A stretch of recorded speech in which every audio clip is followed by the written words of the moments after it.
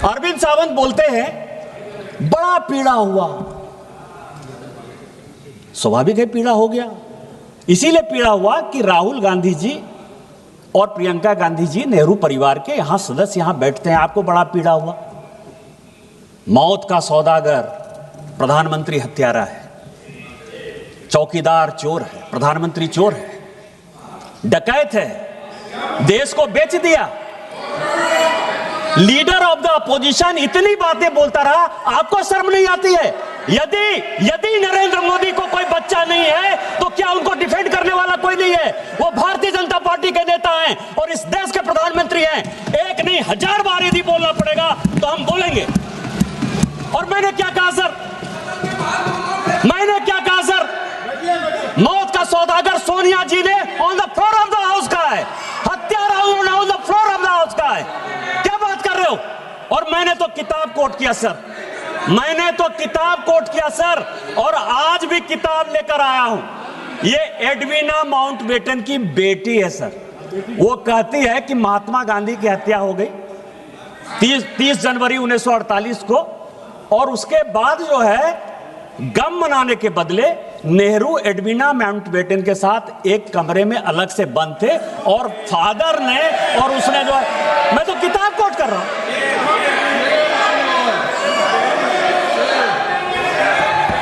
मैं उनकी बेटी का किताब है सर।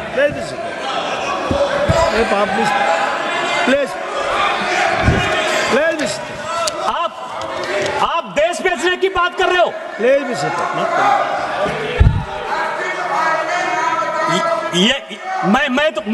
मैं तो बात कर रहा हूं सर। स्पीकर सर 17 आदमी को मैं अब इतिहास की कहते हैं, आपने कोई जो है उसका गारंटी नहीं ले लिया है। नेहरू जी देश के पहले प्रधानमंत्री थे, राहुल गांधी और प्रियंका गांधी के रिश्तेदार होंगे, लेकिन देश के पहले प्रधानमंत्री को कोर्ट करने का अधिकार, उनके गलतियों को बताने का अधिकार मेरा है। वो देश के पहले प्रधानमंत्री थे। आपकी कोई यूएसपी नहीं है। 47 से लेकर 52 तक वो कांग्रेस के प्रधानमंत्री नहीं थे, वो इस देश के प्रधानमंत्री थे। और हमारे पहले राष्ट्रीय अध्यक्ष श्यामा प्रसाद मुखर्जी भी उनके मंत्रिमंडल के सदस्य थे सर। अंबेडकर साहब, जिनको कि कांग्रेस ने हराने का काम किया, वो भी लॉ मिनिस्टर थे सर। तो मैं ये कह रहा हूं कि यदि अमेरिका से पैसा लेकर अपने नॉन अलाइंड मूवमेंट बनाया, बांडुंग सम्मेलन 1959 से लेकर 1960 तक किया, यदि CIA के इस कागज में लिखा हुआ है तो मैं नहीं बताऊंगा कि आप अमेरिका के दलाल थे। यदि अनटोल्ड स्टोरी जो जनरल कॉल ने की, जहां से जिस राज्य से आप आते हैं स्पीकर सर, कि 1962 में ऑल इंडिया रेडियो से नेहरू जी ने कह दिया कि असम चीन के कब्जे में चला गया। अनटोल्ड स्टोरी जो जनरल कॉल, जो उनके रिश्तेदार थे, 17 लोगों को बाईपास करके जिनको कि जनरल बनाया था, यदि वो अपनी किताब में लिखते हैं कि अमेरिका के साथ मिलकर मैं लड़ाई लड़ रहा था, मतलब चाइना के साथ भारत नहीं लड़ रहा था, अमेरिका लड़ रहा था, यदि आप अमेरिका के गुलाम थे, मैं ये बात नहीं कहूंगा। अभी खुद वॉशिंगटन पोस्ट में सर 4 पेज का न्यूज छपा कि 1962 में नंदा देवी में न्यूक्लियर डिवाइस लगाया गया। यहाँ त्रिवेंद्र सिंह रावत और यहाँ ये अजय भट्ट बैठे हुए हैं, और जिसके कारण गंगा में जो वो न्यूक्लियर डिवाइस के कारण जो विकिरण हो रहा है, उसके कारण गंगा के क्षेत्र में जो कैंसर फैल रहा है, उसके कारण नेहरू हैं। क्या ये बात मैं नहीं कहूंगा? 1962 में यदि उड़ीसा का चरवटिया एयरपोर्ट आप अमेरिका को बेस यूज करने के लिए दे देते हैं, तो क्या अमेरिका की आप दलाली कर रहे थे? ये बात मैं नहीं कहूंगा। ये सब तो इतिहास है, मैं तो इतिहास की बात कर रहा हूं।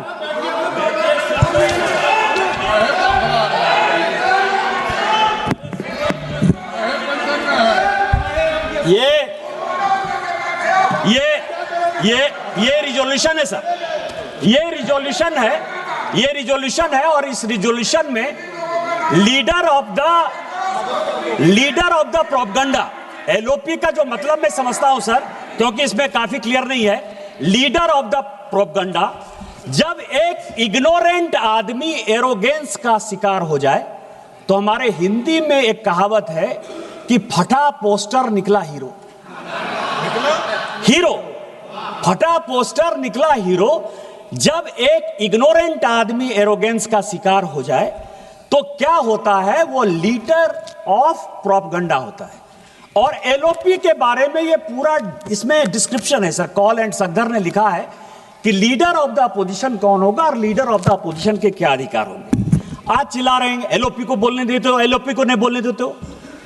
मैंने भी सोचा कि इसमें जायज है कि एलओपी को बोलने नहीं देते हो।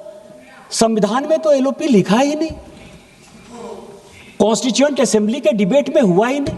47 से लेके 77 तक सर एलओपी कौन होगा इस देश का? मतलब क्या उनकी मानसिकता थी, तानाशाही की मानसिकता थी कि 1947 से लेके 77 तक इस देश में एलओपी के लिए किसी प्रकार की कोई सुविधा, कैसे एलओपी का सिलेक्शन होगा, कौन एलओपी होगा, कुछ था ही नहीं। चर्चा करते हैं 69 में राम सुभाग सिंह बने, राम सुभाग सिंह बने। मैं उसमें भी गया सर कि 77 में 69 में क्या हो गया, राम सुभाग सिंह हो गए। इंदिरा जी ने अपनी पार्टी तोड़ दी, सिंडिकेट ने उनको पार्टी से निकाल दिया। कैंडिडेट कांग्रेस पार्टी के राष्ट्रपति के नीलम संजीव रेड्डी जी हुए। इंदिरा जी ने अपना कैंडिडेट बीबी गिरी बना दिया। अंतरात्मा की आवाज पर वोट हो गया सर, और उस अंतरात्मा की आवाज में बीबी गिरी साहब जीत गए। कांग्रेस पार्टी 2 भाग में विभक्त हो गई। ऐसी सिचुएशन हो गई कि इस सरकार को गिरने के अलावा कोई उपाय नहीं था। तो शेखर गुप्ता एक बड़ी अच्छी किताब लिखते हैं, द लेफ्ट ओवर्स, कि कांग्रेस जब जब लेफ्ट होने की कोशिश करती है वो देश का कबाड़ा करती है और अपना कबाड़ा करती है।